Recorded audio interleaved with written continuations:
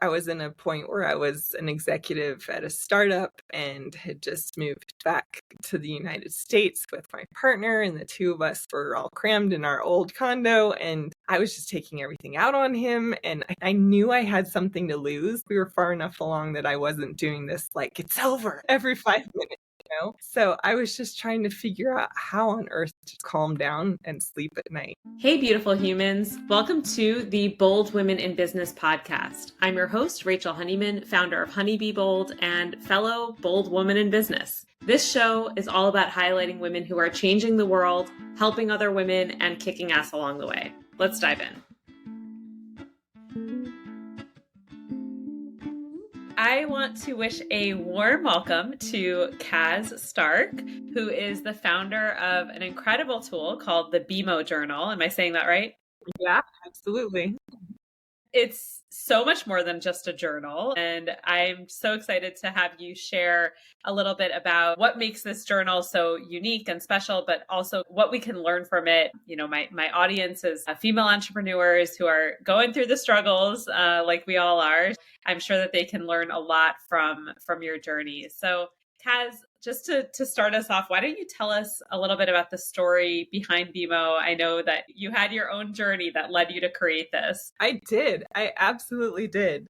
I see all my female entrepreneurs out there. Oh my goodness. And I feel you, because my whole life, I just had this kind of belief system, right? As we all do, that it means more and matters more if we get the corner office and the title, and we get to choose our own furniture for our office, and like all these little like milestones in life that we're told mean absolutely everything and earn us something, right? So I had accelerated through my career like crazy and been my own little rock star and was very proud of myself. And that doesn't go away. That still exists. But I just felt like I was climbing a ladder that was getting very thin at the top. You know what I mean? Just that feeling that you're not supported at all and you're getting really high up. So I just was not happy at all. So how this whole journey began for me is that at first I wondered, what was the happiest year of my life? And the first thing that came to mind was the year that I journaled every day. And then as I thought more about it, I was like, wait a minute, that was a very difficult year. But I felt that support. Didn't think much more about it, just thought, hey, I need this Band-Aid. And I just started journaling again. And I was in a point where I was an executive at a startup and had just moved back to the United States with my partner, and the two of us were all crammed in our old condo, and I was just taking everything out on him, and I knew I had something to lose. We were far enough along that I wasn't doing this like it's over every 5 minutes. So I was just trying to figure out how on earth to calm down and sleep at night. And journaling always ends up in this venting, this place where I'm like, I don't want anyone to see this. And I actually don't even want to talk like this or do this anymore. And so you start to not do it so much anymore when you're just doing the typical journaling.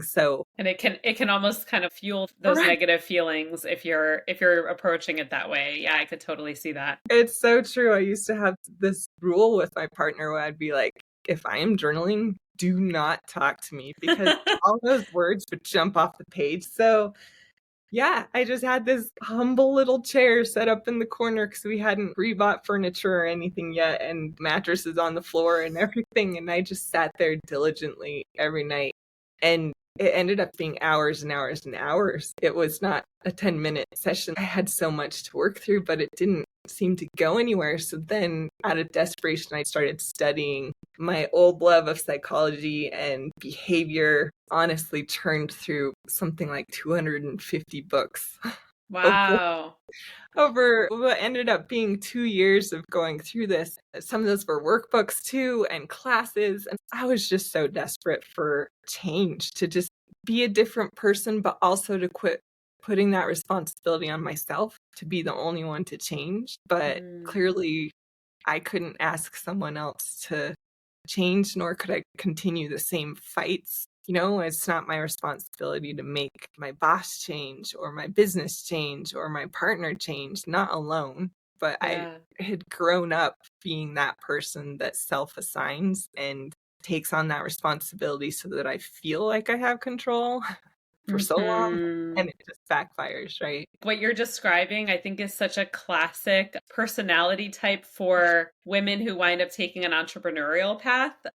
For sure. I resonate a lot with what you're saying personally. And I think that a lot of women entrepreneurs probably are nodding their heads like I am as you're describing that. This yearning for entrepreneurship, I think, often comes from this desire for taking back control when Yeah. you feel a little bit out of control and you feel like you don't have that. And I think that the flip side of what you're talking about, there's something very powerful about that. And at the same time, it can spiral into this really negative space where I think that women feel they have to do it all and they have to do it perfectly and they hold themselves to this very unrealistic, unattainable standard and it winds up digging us deeper into that headspace. Absolutely. And I thought I was doing everything right. I was like, I read Gwyneth Paltrow's newsletter. I know what to do. You know what I mean? Like, I thought that I had all the clickbait of how to survive being an entrepreneur. I'm like, I'm going to rent my clothes rather than spend time choosing them. All these weird things for you trying to save energy, right? And I had a therapist and I had like a personal trainer and I'm like, I have all these people that are making it easy for me and all I have to do is show up.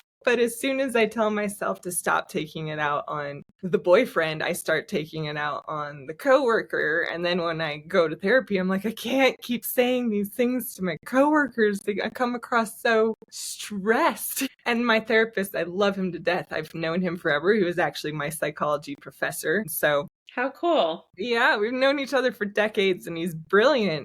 But he kept telling me these really basic things like be kinder to yourself or remove toxicity from your life or just share how you're feeling, set boundaries, speak up in these meetings, let people know. And I would be like, yeah. And I would leave therapy being like, I got this. And then I'd get in the car and be like, wait a minute, how? And I just kept having this, okay, great. This is great advice. It's all so basic but inspiring. But I kept leaving with this, yeah, but how? And therapists can't tell you that. That's the part that comes from within. And so that's where this homework I was doing was coming from was I'm like, I have to figure out how. And it really felt like a very, very desperate time, a highly needy time, but I was trying to hide all of that.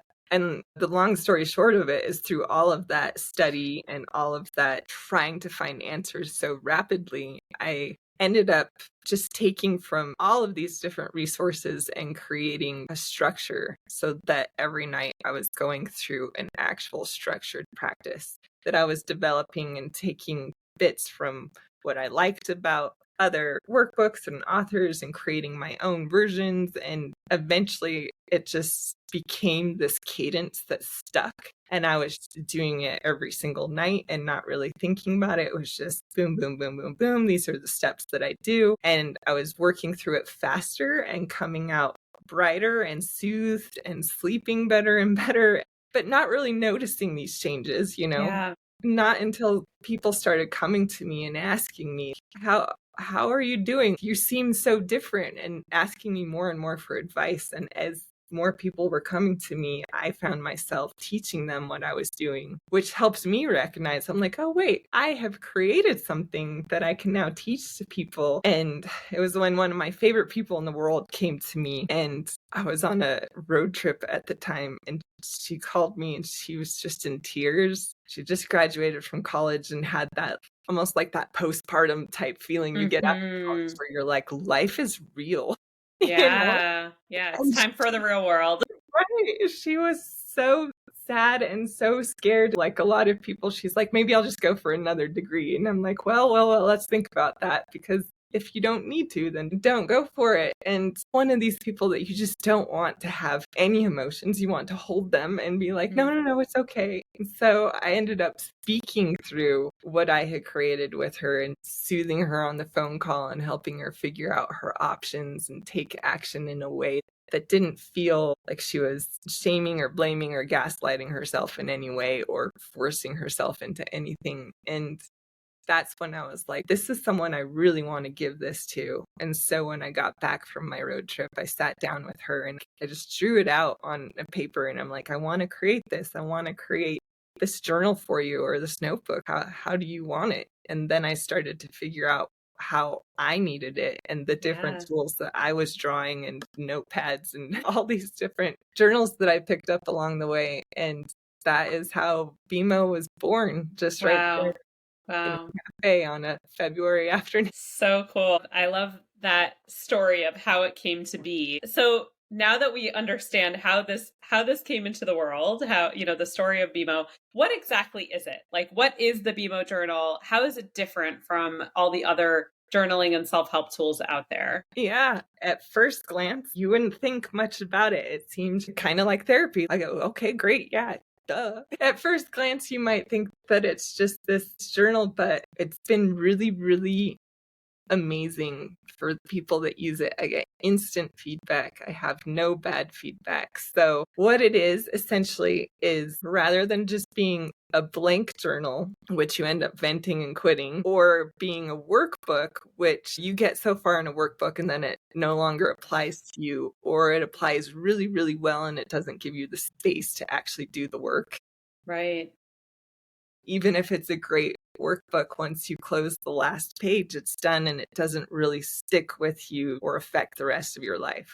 I love workbooks. I love blank journals, but I wanted to be able to provide space to do the work, no matter if you're a 1-pager or a 40-pager. So I decided to make it a guide. But the front of every journal is a guide that teaches the structured practice. And then it has some unique tools for habit tracking and table of contents and creativity and things like that. And then it has the glossary and guide for feelings and needs so that you can really tap into those deeper words and the deeper meaning rather than just the surface, like I'm anxious, I'm Mhm. sad, I'm worried. And then it has 200 lined pages that are all page numbered so that you can easily reference. So whether you use it as a self-therapy tool or you take it to therapy or you're just building your table of contents or using it in habit tracking, you can refer to those page numbers very easily in the front of the journal, which becomes really important as you start to grow because you do look back on those things and you do see,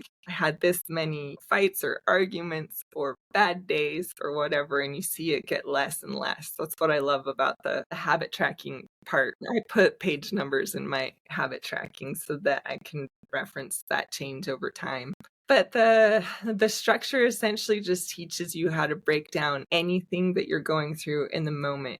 Two things were super important to me. Unlike the blank journal that's always venting, it was very important to me that it could be used on good days and that it should be on good days because psychologically we're able to work through the most on those really good days or just those average days where, the only thing that bothers us is how much laundry we have.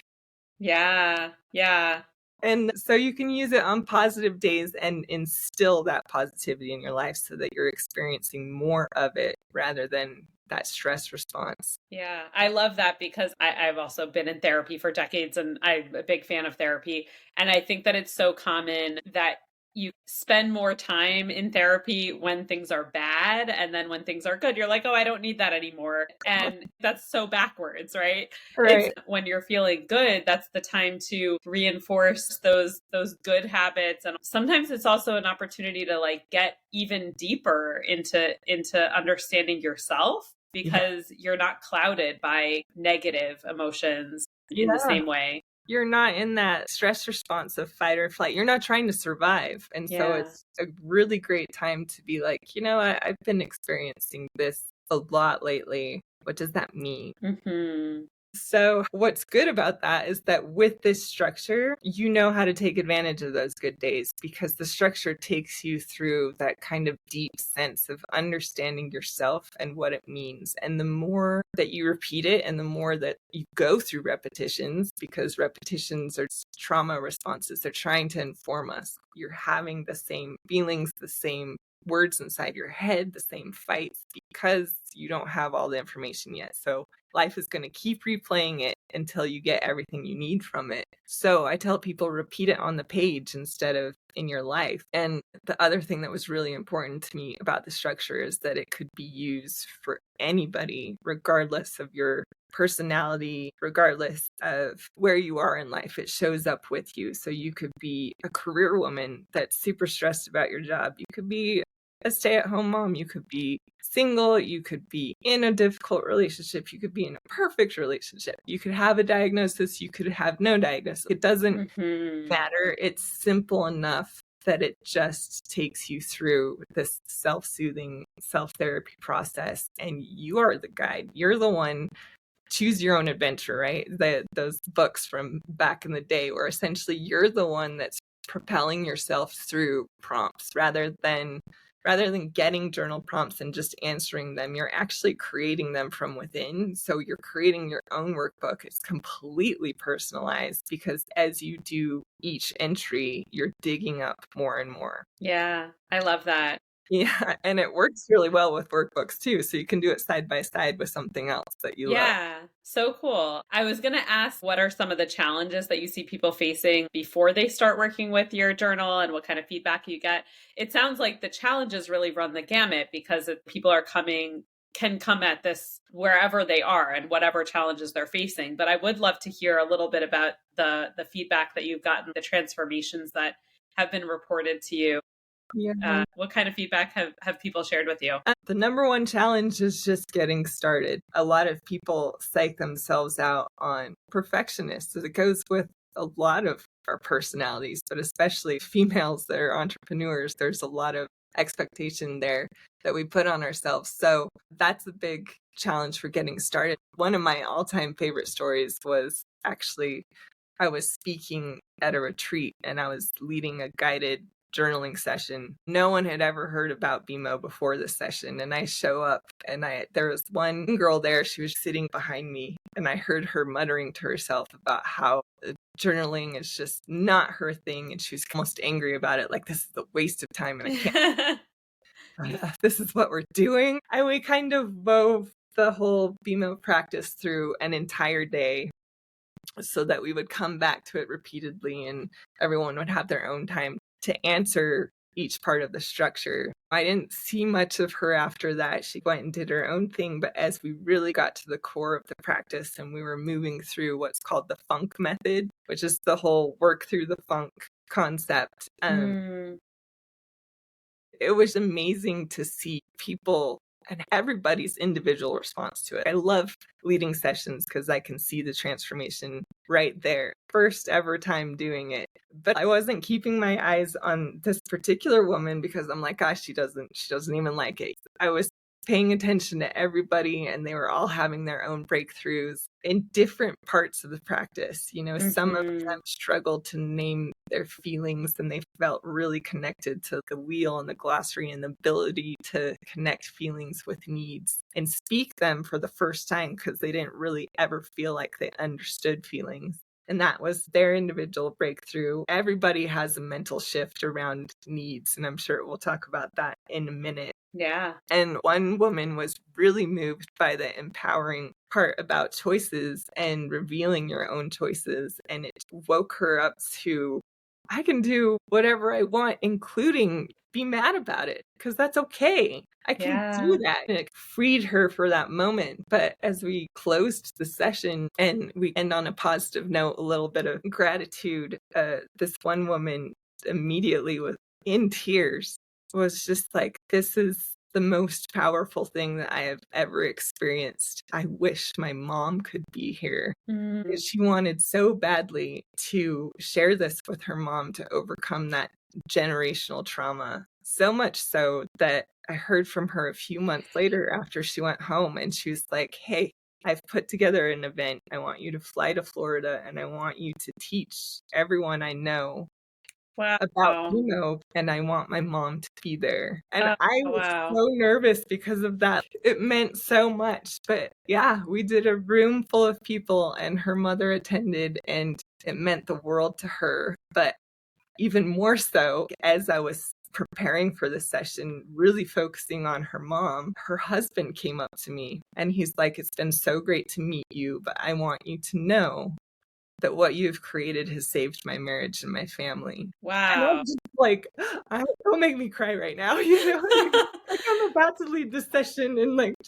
That's so special. And I feel like probably from your perspective, almost unexpected. That's not what you set out to do when you created this journal, but the far-reaching impact is really, really incredible. It is. And now she homeschools her kids, and she actually has developed a curriculum where they start with BeMo every morning. And she's got two itty bitty boys who can't even write yet, so they do it with Oh, drawing. And it's adorable. Just one person who felt like she didn't want to do it at all. Now she does it with her husband, she does it with her children, and she shared it with her parents. And that's it's so just, special. and you're right, I never expect that, because to me it's still just this personal little thing that I created, and it doesn't seem real half the time. Yeah. I work specifically with women who are doing impactful work and really trying to make an impact in the world in a positive way. And I think that we can lose sight of how much of an impact we can have, even in our little corner, right? We have our little thing that we've developed, and you just have no idea what the far-reaching impacts of it could be. And it's not until you really take that chance and invest yourself in something that you give it the opportunity to have that impact. And I Yeah. think that when we hold ourselves back from taking those steps out of fear or out of doubt or all those voices in our heads, we're losing out not just on our own potential, but the potential impact that we can have on so many other people. Yeah, absolutely. And nobody has that power more than women, you know? Yeah. It's part of who we are to affect the world around us and Yeah. share that. I think at the core, that's the ultimate goal with BeMo, is that I want one person to affect many, even if they don't share the journal. It's not about that. Honestly, I'm not even in it to make a dollar so much as to affect someone like it's affected me and Yeah. saved Yeah. my own life. But for someone to share themselves in a different way and to impact the next person and the next person and the next person, just because they're speaking differently and doing differently and approaching life differently, and eventually to get into families exactly like this example and raise children a different way, where it's not a stigma to talk about feelings, but that we're also doing it carefully and correctly with space. And that's a really sticky part for parents, listening and not necessarily guiding or responding, just listening Yeah. Absolutely. and knowing how. Yeah, yeah, and I think that that's key, right? Is having that guidance. Yeah. You touched on this a little bit ago, but I'd love to hear you talk a little bit about this idea of need to behavior and why we need to work away from that, or Yeah.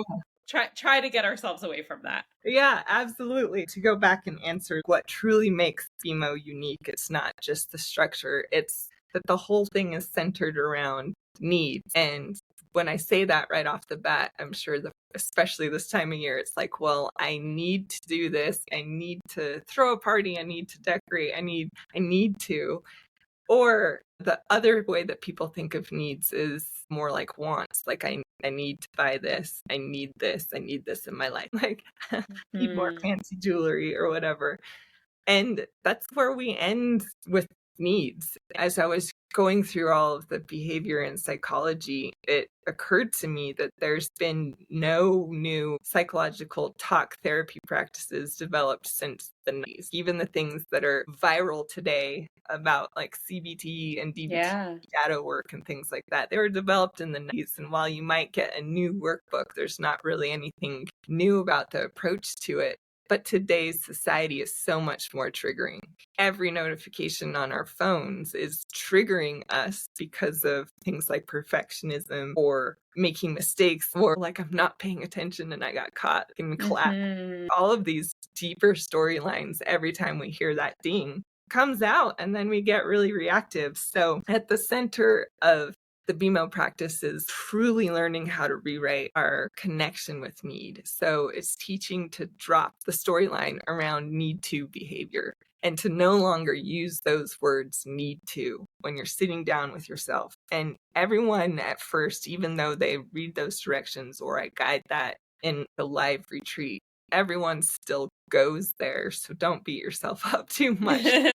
Take time. And the whole purpose of the practice is that we try to teach people how to recognize their need for, which is a much, much deeper thing. So you might tell yourself that you're feeling really anxious, that you're worried about something at work, and you try to walk it back by telling yourself that it's okay, you're a rock star, you can get through this, nobody's going to remember, nobody's going to notice, you know what I mean? Yeah. And then tend to go to the, I just need to work harder, I just need to wake up earlier, I just need to keep my head down, or I just need to tell people this or that. And then we end that self-talk. But that's the point where BeMo teaches that need for, and we give a lot of tools to identify that, because it's not normal ways of speaking to yourself. And those core needs come from attachment therapy. So if you're anxious or disorganized or avoidant behaviors, for anyone that knows about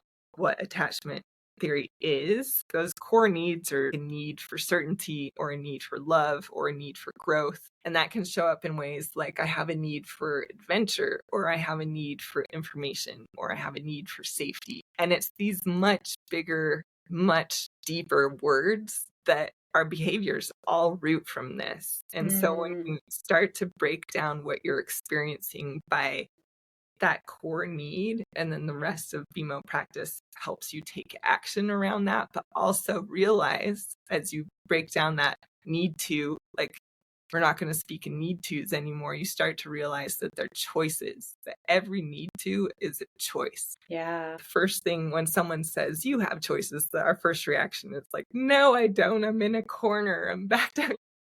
Yeah. But as we recognize these core needs, with practice, start to recognize that everything is a choice, that you have the choice to react, and you have the choice to do better, and you have a million different choices. And by doing this practice, you actually slow down that thought enough to be able to make that choice in the moment that it's super heated. It feels like a miracle because it happens so easily once you're doing this practice, and you get mad about it at first because you're like, I have tried everything in therapy, I've done 60 million workbooks, and all of a sudden it seems easy, but it's just like going to the gym and doing 5-pound weights every day, and you think it's no big deal, but it completely strengthens your entire bone structure, just 5 pounds. And I think that language is so empowering. My husband actually is very careful about this. So we're Orthodox Jews, and so we keep the Sabbath and we keep kosher. There's lots of rules that dictate our lives. And I've gotten much better about doing this. But for a long time, someone says, oh, here, do you want some of this? And I said, no, I can't eat that. When he catches me saying that, he'll say, you can eat that. You don't eat that, right? You're making a choice. Every moment that I'm choosing to live this life, it's a choice. No one's holding a gun to my head and saying, you have to do this. Lightning isn't going to strike me if I eat pork, right? But I'm choosing that. And so I think that language is so empowering. I'm not going to say there isn't anything in our lives that we don't have choices about, but I think most things we have choices about. We have choices also about how we react to things, and we have choices about what we say or how we internalize things. And every moment of our lives, we really have those choices. And when we start to recognize that, it's so empowering. I never really thought of it in this way, but I think that you're so right that when we say, yeah, I need to do X, Y, and Z, we're coming from a place of very disempowering language that I don't have a choice here. I think that's super powerful. Yeah, it really creates that shame, blame feeling and that self-assigning responsibility. And it creates burnout, not just at work type of burnout, but the super dangerous burnout on just life. Mm-hmm.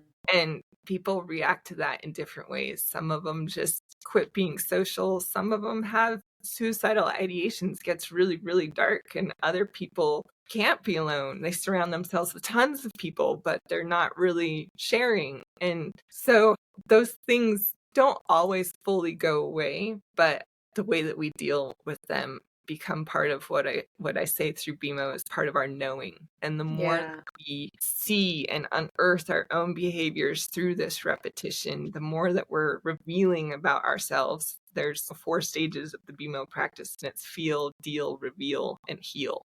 First, you're in the feeling phase, and you're learning how to feel and how to be okay with feelings, and you're realizing that the whole point of feelings is not to correct how you feel, it's to feel how you feel. Mm. And that's when you're entering this whole dealing aspect, and you're okay, now I'm dealing with the fact that I have these feelings. And that's really the need to behavior. A lot of people deal by needing to, but then you're aware of that, you're practicing that, you're adding that to your knowing, and you're cycling through that. And as you cycle through that, you start to reveal. And it's usually, in my experience, around the 1 year mark for people who are really repeating the BeMo practice that they start to reveal those real deep inner child work lines and really deal with some tough things. So it becomes less about, you realize that what you're experiencing at work has nothing to do with work. And all of a sudden you're remembering what it's like to be a 4-year-old with the same feeling that you have inside of your board meeting. And you're dealing with being 4 again so that you can attend your next board meeting without being 4 again. Yeah. It's amazing how it takes people there without asking that question up front, because the thing about workbooks, again, I love them. We'll still develop workbooks at BeMo, but the thing about it is that it's like if you were to attend therapy and prematurely be asked a question. If your therapist just day one went in there and was like, okay, tell me about when you were 6 years old, how did that feel? And you're just like, it's great, it was fun, crayons are awesome. And you don't really see it because you're like, what are you asking me? Yeah. And you need to do that work to get there. Yeah. And everybody has trauma. People call it big T trauma and little T trauma, but there's no judgment on what amount that is, because it's all up to how people feel at the time. It's not up to what actually happens. It's up to the fear that is experienced in that moment. So honestly, two completely different things can cause the same level of traumatic response simply because of the fear that's ignited. And once they rely on that structure from the repetition, it gives them the safety. And that's why these things start to bubble up, because they know that they have this tool that's going to hold them. And so, their unconscious starts bubbling to their subconscious, and their subconscious becomes a lot more known. And it can feel awful, but in all honesty, it becomes this emotional freedom where you become this confident and calm, completely secure, different person. And on one side, it feels like you didn't even try. It seems easy. And on the other side, it seems like you're trying harder than you ever have before because it's all new. Yeah. I have 2 nitty-gritty questions about BeMo, and then I want to shift gears a little bit. What is the daily practice? How big of a time commitment is this for people if they want to do this? And then also, I think that the biggest challenge with any journaling practice is consistency and really staying on track. How do you help with that? How does BeMo help address that challenge? Have you had people who've never been able to keep up a journaling practice and now suddenly they are expert journalers? Yeah, overcoming those fears is a real thing, but I have people that it took them a whole year to honestly start. They kept telling themselves that they wanted to. They kept saying, I need to, because they didn't really understand the concept yet. And it seems to be the most common thing that happens in that case for the people who just freak out and don't know how to start, is that essentially when something really bad happens in life, they're like, okay, I'm going to try this. And so for some people, it takes that really awful moment where you just need something and you're like, okay, I'll do it, Yeah. And then they're off to the races, and they're experiencing those deep breakthroughs from the first time they try, even though they tell themselves they don't know how. And one of the things that we do inside of the guide at the front of the journal is we give a very high level example. So we write it all out as if we were journaling, so that people have a little bit of assurance that it doesn't have to be a big deal. You can just do the whole thing in 1 or 2 pages. And so as far as time commitment, that really pertains to personality. Some people are long-winded with it, like I am, and some people can get straight to it. It really depends on whether you're in more of an emotional, creative state, or if you're in more of a logical, just need answers kind of state. And I go both ways. So you can take 5 minutes to just work through the 3 different steps in that core of the funk. Mm, Before a meeting, for example, when I've had to have crucial conversations or conflict resolution, and I'm just like, okay, how am I going to make sure to say this well and get through it and make sure that I am heard, but I also am in a space where I am listening, you know? yeah.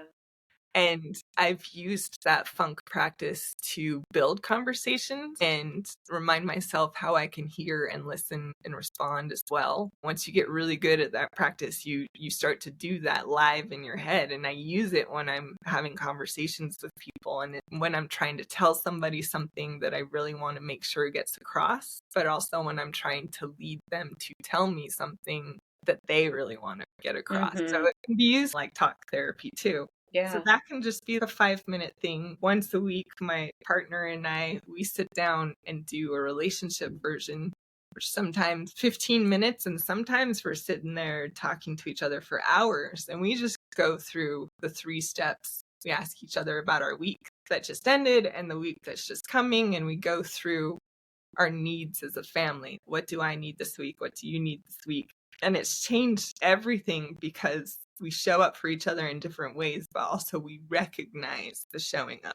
So it's completely Yeah. eliminated that relationship fight that every relationship has about, I'm doing it all and you're not, you know? Yeah. Oh, I love that. I love that. I think that it's so important to have those types of rituals in Yeah. your relationships. You're a founder who is building a successful and very purpose-driven business. What advice do you have for other female entrepreneurs who want to build their businesses with a similar approach and mindset? And that's a very, very good question. Really center on self-compassion, needs, and knowing. Honestly, it's kind of ironic that one of the main things that I use BeMo for these days is my stress about BeMo.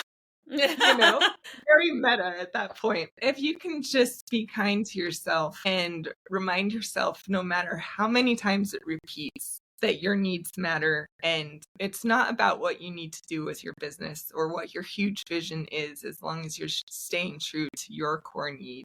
Then the rest will receive energy because Yeah. you're not stealing your own. And that can be very, very difficult. But people will say, believe in yourself. And that's a yeah, but how thing. Okay, I do, yeah, but how? And in those really hard moments where you feel frozen by all the possibilities and you're equally excited about the future, but you also are not succeeding in the moment because it's all new. Those are the moments that showing up for yourself absolutely matters. Yeah.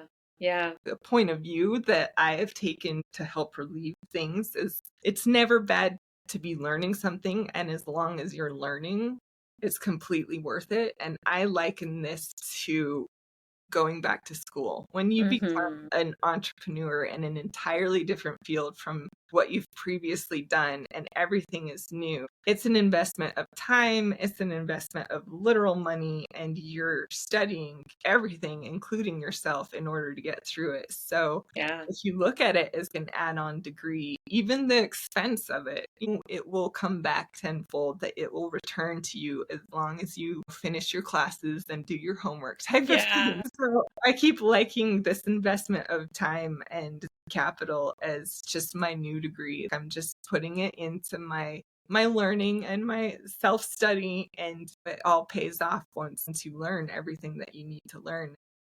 I can't agree with that more, that entrepreneurship is a fast track learning program. Like you learn things that you didn't even know that you had to learn, and you didn't even plan to spend time learning, and it's just this overall learning experience. Yeah.